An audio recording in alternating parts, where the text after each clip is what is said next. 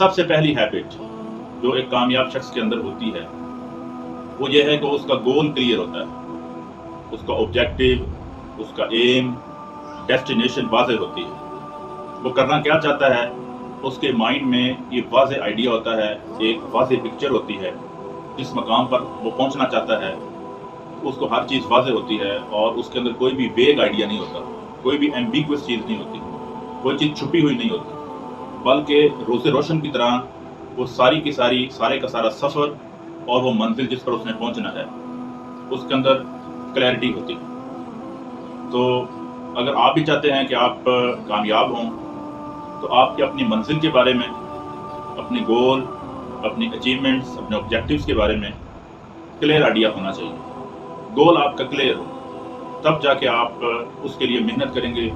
Focus کریں گے اور پھر آگے بڑھنے کی ہر ممکن کوشش کریں گے۔